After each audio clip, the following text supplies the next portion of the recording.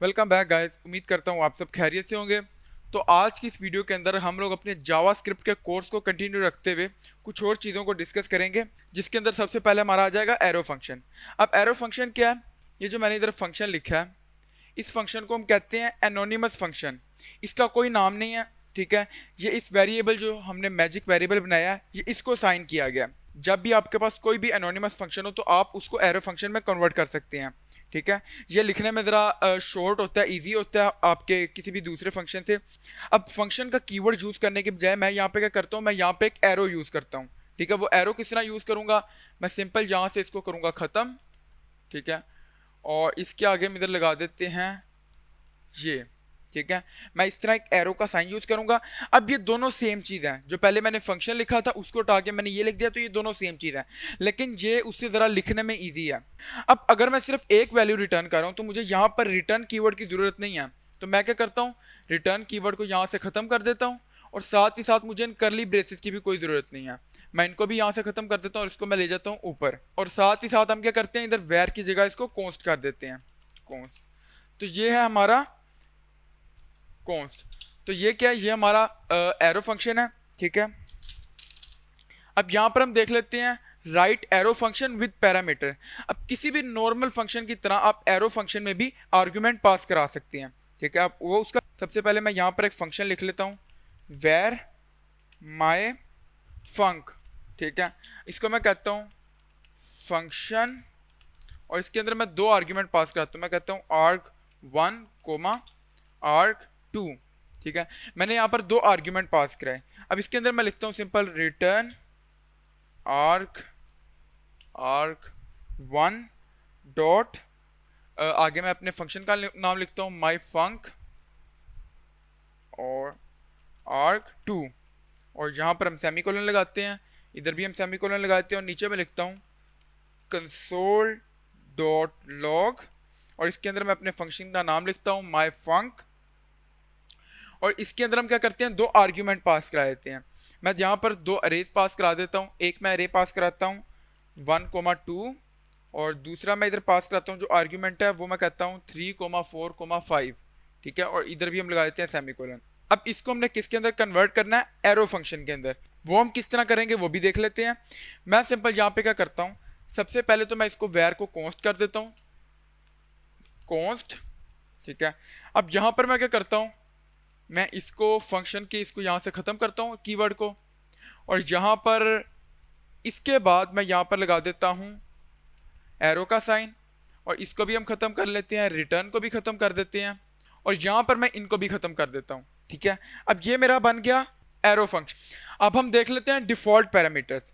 अब ज़्यादा flexible function बनाने के लिए हम डिफ़ॉल्ट पैरामीटर का यूज़ करते हैं। अब डिफ़ॉल्ट पैरामीटर तब यूज़ होता है जब आर्ग्यूमेंट स्पेसिफाइड ना हो या फिर वो अनडिफाइंड हो, ठीक है।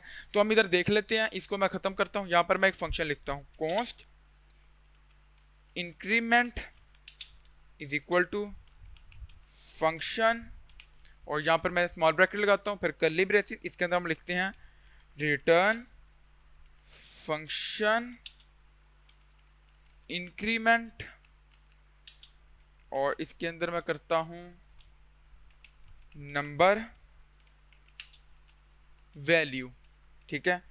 और यहाँ पर हम क्या करते हैं, return number number plus value और सेमीकोलन।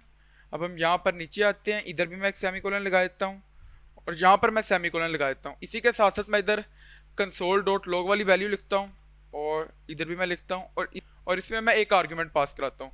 अब ये देखें, यहाँ पर मैंने क्या किया, मैंने इसको दो आर्ग्यूमेंट पास कराए, ठीक है।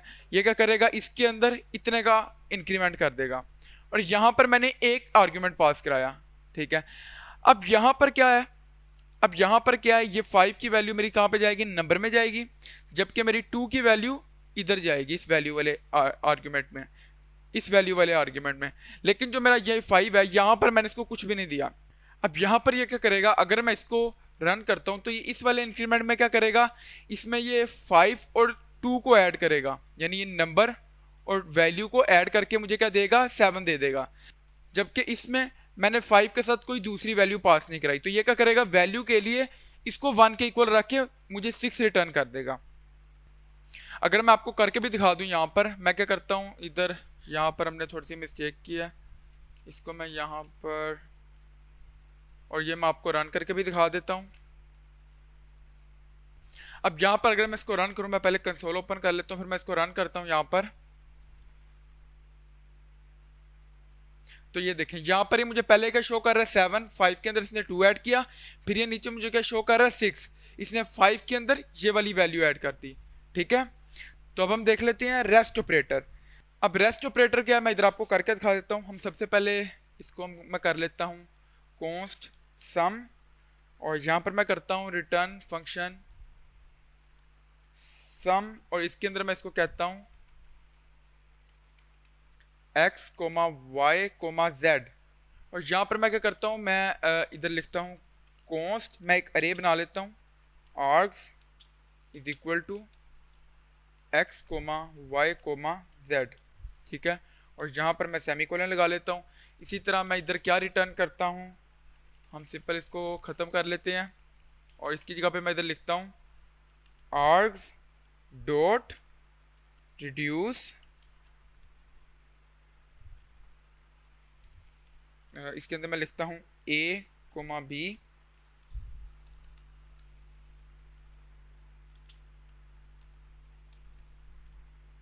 b, 0, और यहाँ पर इसको मैं क्लोज कर देता हूँ सेमीकोलन। इसको हम करते हैं ख़त्म। इधर मैं लिखता हूँ सम, और इधर मैं कर देता हूँ 3। अब यहाँ पर मैंने क्या किया, मैंने एक फंक्शन लिखा हुआ है, ये क्या कर रहा है, इधर से वैल्यूज पास कराएगा। ठीक है, फिर हमने एक अरे बनाई हुई है, फिर ये उनको प्लस करके हमें रिटर्न कर देगा। ठीक है, मैं इसको अगर सिंपल रन करूँ तो ये मुझे वैल्यू दे देगा, 10 दे दिया इसने। ठीक है, अब रेस्ट ऑपरेटर का क्या काम है, रेस्ट ऑपरेटर की हेल्प से हम क्या करते हैं, मैं यहाँ पर क्या करता हूँ, मैं इधर आर्ग्स, ठीक है, और यहाँ पर मैं क्या करता हूँ, इस अरे को खत्म कर देता हूँ, क्योंकि अब हमें इस अरे की जरूरत नहीं है। अब मैं इसको अगर रन करूँ तो तब भी मुझे 10 देगा। अगर मैं इसी तरह यहाँ पर कोमा लगा के कुछ भी और एंटर कर दूँ, 4 एंटर कर दूँ, तो मुझे 14 देगा। ये क्या कर रहा है, अब यहाँ पर मेरे जो आर्ग्यूमेंट्स है वो यहाँ पर पास हो रहे हैं। ठीक है, और ये उन्हें खुद ही अरे बना के उसको आगे का कर रहा है, हमें उसका सम दे रहा है। अब इसी तरह सेम इसी टाइप की एक चीज हमारे पास है स्प्रेड ऑपरेटर। ये क्या करता है, ये दो अरेज को आपस में कंबाइन कर देता है। ये भी हम देख लेते हैं। मैं यहाँ पे इसको हम खत्म कर लेते हैं जरा। मैं यहाँ पे लिखता हूँ कॉन्स्ट num1, और इसको मैं देता हूँ, यहाँ पर मैं इसके अंदर देता हूँ 1, 3। ठीक है, और इसी तरह इसको हम कॉपी करते हैं, पेस्ट, यहाँ पर मैं इसको कह देता हूँ 4, और इसको हम 6 कह देते हैं, और यहाँ पर मैं इसको 2 कह देता हूँ। ठीक है, अब इसी तरह मैं नीचे कहता हूँ कॉन्स्ट कंबाइंड फॉर्म। ठीक है, कंबाइंड। अब इसके अंदर मैं क्या करता हूँ, मैं simple dot dot dot num1 comma dot dot dot num2, और यहाँ पर मैं क्या करता हूँ, मैं सेमीकोलन लगा देता हूँ। और अगर मैं सिंपल यहाँ पर लिखूँ कंसोल डॉट लॉग, और इसके अंदर अगर मैं लिखूँ कंबाइंड, और यहाँ पर मैं सेमीकोलन लगा के इसको रन करूँ अगर, तो ये देखें, ये 1 2 3 6 4 3, इसने क्या किया, दोनों को कंबाइन कर दिया। तो ये था हमारा स्प्रेड ऑपरेटर। उम्मीद करता हूँ आपको आज की वीडियो की समझ आई होगी। अगर आपको किसी चीज़ की समझ नहीं आई तो आप पूछ सकते हैं कमेंट में। तो मिलते हैं अगली वीडियो में, तब तक के लिए खुदा हाफिज़।